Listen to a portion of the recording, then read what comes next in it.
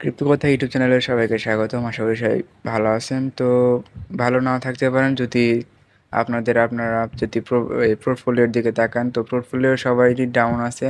কারণ মার্কেট আজকে প্রায় মাঝরাতের দিকে প্রায় বিটকয়েন 64,000 ডলার গেছিলো, সেখান থেকে আবার 1,500 ডলার কিন্তু পাম্প করছে। এখন কারেন্ট প্রাইস 65,661 ডলার। তো কেন এই মার্কেট ডাউন হলো? এখন আমাদের কি করা উচিত? এক্সিট করব নাকি হোল্ড করব?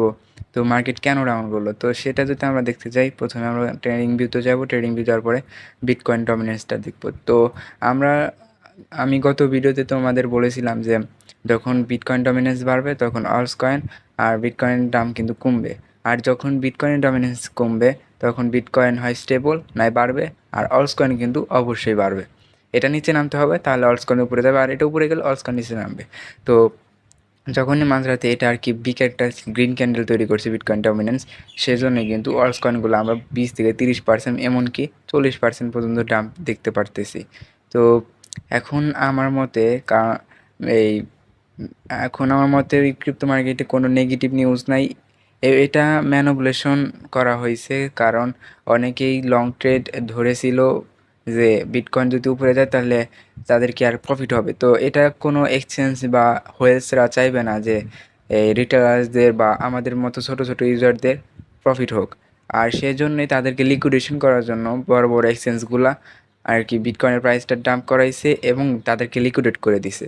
তো এতে হলো কি, তারা প্রফিট পাইলো না, কিন্তু এক্সচেঞ্জ যারা প্রফিট পাইলো। আর আমাদের মতো যে ছোটোখাটো ইউজাররা যে এই লং ট্রেড ধরে ছিল, আমরা কিন্তু লিকুইডেট হয়ে গেছি এবং মার্কেট থেকে আউট করে দিছে আমাদের। এটাই ছিল মেন উদ্দেশ্য। তো এটা মাঝে মধ্যেই হয়। আমরা যদি এই 12ই এপ্রিল যদি 2024 12ই এপ্রিল যদি দেখি, এখানে কিন্তু প্রায় ম্যানিপুলেশনের মতনই প্রায় হাই গেছিলো 57%, তাই সেখান থেকে কিন্তু ডাউন হয়েছে। তো এটাও কিন্তু সেম ক্যান্ডেল ক্রিয়েট করতেছে 12ই এপ্রিলের মতো। তো এখন যদি এই লাল ক্যান্ডেলটা এটার পরে যদি ক্রিয়েট হয়, তাহলে আমরা আল সিজন বলতে ছোটোখাটো একটা আল সিজন দেখতে পারবো। তো আমার মতে এখন এক্সিট না করাই ভালো, কারণ এইগুলা সব এক্সচেঞ্জার এবং হোয়েলসদের কাম আমাদেরকে আউট করার জন্য। এবং এই তারা লোতে আমরা যখন আউট হয়ে যাব, তার মানে কি আমরা সেল করবো সব কিছু। আর সেল করলে সবগুলোর প্রাইস যখন তলার নিতে আসবে, তখন হোয়েলস বা এক্সচেঞ্জাররা কিন্তু বাই করে কিন্তু আমরা যখন হাই প্রাইসে বাই করবো, তখন তারা এখান থেকে তো বাই করছে, তখন হাই প্রাইসে যখন আমরা বাই করবো তখন তারা সেল করে দেবে। আর আমরা আর কি কোনো মানে ফেঁসে যাব কোনো ছাড়াই। তো আমাদের উচিত এখন এক্সিট না করে, যাদের কাছে স্টেবল কয়েন ইউএসডিসি, ইউএসডিটি বা ডাই কয়েন আছে, তারা ওখান থেকে কনভার্ট করে ভালো ভালো এই কয়েনগুলো কিনতে পারবো। যেমন এই আরবিট্রাম কিন্তু তার কিন্তু যে অল টাইম লো ছিল, সেখানেও এই অল টাইম লো 73 সেন্ট ছিল। তো সেটাও কিন্তু ব্রেক করে প্রায় কত হয়েছে, 73। তো অল টাইম লো কিন্তু টাচ করছিল 72। তো আমাদের উচিত এখন যেগুলো ফান্ডামেন্টাল অ্যানালাইসিস বা ফান্ডামেন্টাল অনুযায়ী খুব ভালো কয়েন, সেগুলো কেনা। তো এটা আমরা বুঝতে পারতেছি যে এটা তাদের কাম। তো অবশ্যই আমরা সেল করব না, আমরা হোল্ড করব, কারণ আর কিছুদিন আছে এই বুল মার্কেট স্টার্ট হবে। কারণ 2022 সাল বা 21 সালে যারা ছিলেন, আমার জানা মতে তারা বুঝবেন এটা, যে মার্কেট যখন বিগ একটা বুল রানের দিকে যায়, তখন কিন্তু এই ডাউনে আসে। যেমন একটা সিংহ যখন শিকার করে, তখন কিন্তু সে শিকার করার আগে কিন্তু 1-2 পা পিছনে আসে। তেমনইভাবে কিন্তু মার্কেট কিন্তু ডাম্পে আইছে বড় একটা বুল মার্কেট স্টার্ট করার জন্য। তো অবশ্যই আমরা সেল করব না, আমরা হোল্ড করব এবং যেগুলা ভালো ভালো কয়েন সেগুলোর দিকে নজর দিব। তো আমরা যদি নিউজ দেখি, আজকের 18ই জুন, তো bitcoin Ethereum price dive as crypto liquidation near 500 million. তো আজকের রাতে আমি যেটা বললাম, যারা লং ট্রেড করছেও ফিউচার ট্রেডিংয়ে, তারা কিন্তু প্রায় 2 লাখ ট্রেডারের কাছাকাছি লিকুইডেট হয়েছে প্রায় 500 মিলিয়ন ডলার।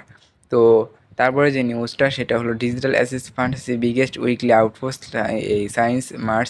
তো এই মার্কেটে পজিটিভ নিউজ বেশি আছে। তো একটা নেগেটিভ নিউজ বলতে শুধু আউটফ্লো হয়েছে 600 মিলিয়ন এই 14ই জুন থেকে আজকে 18ই জুন, এর ভিতরে 600 মিলিয়ন আউটফ্লো হয়েছে।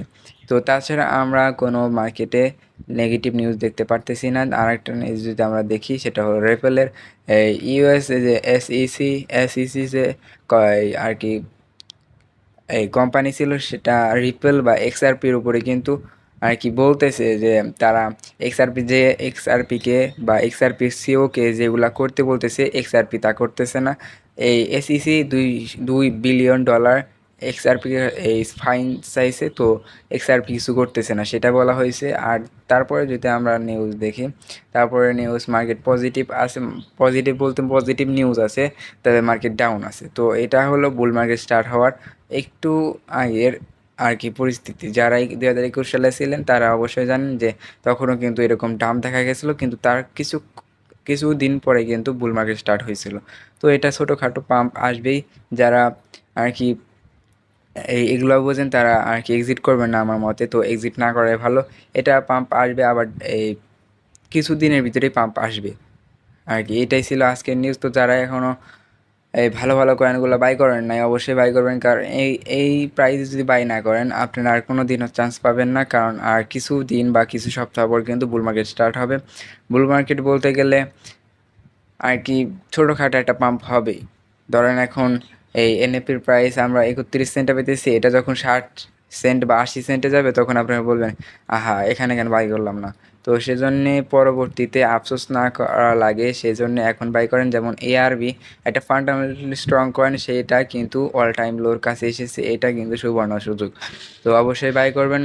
আর আজকের ভিডিওটা ছিল এ পর্যন্তই। অবশ্যই তো আপনারা প্যানিক করবেন না, যারা এখন আমার টেলিগ্রাম চ্যানেলে জয়েন হন না অবশ্যই জয়েন হবেন। আমার টেলিগ্রামের চ্যানেলের লিঙ্ক এই ভিডিওর এই ডিসক্রিপশনে দেওয়া আছে। সেখানে আমি ক্রিপ্টো বিষয়ে সকল আপডেট দিয়ে থাকি এবং আমি আমার চ্যানেলে অনেক কম আপডেট দেই। তো সবাই বলেন কেন কম আপডেট দেন, তো ফেক নিউজ শেয়ার করে তো আর লাভ নাই। আমি রিসার্চ করি যে কোন এই নিউজগুলো আপনাদের প্রয়োজন, সেই নিউজগুলোই শেয়ার করার চেষ্টা করি। তো যারা এখন আমার ভিডিওতে লাইক করেন অবশ্যই লাইক করবেন, আর যদি ভালো না লাগে তাহলে ডিসলাইক করবেন, আর সাবস্ক্রাইব না করে থাকলে সাবস্ক্রাইব করবেন। আর যদি কোনো মতামত থাকে তাহলে এই ভিডিওর কমেন্ট বক্সে কমেন্ট করতে পারেন। আল্লাহ হাফেজ।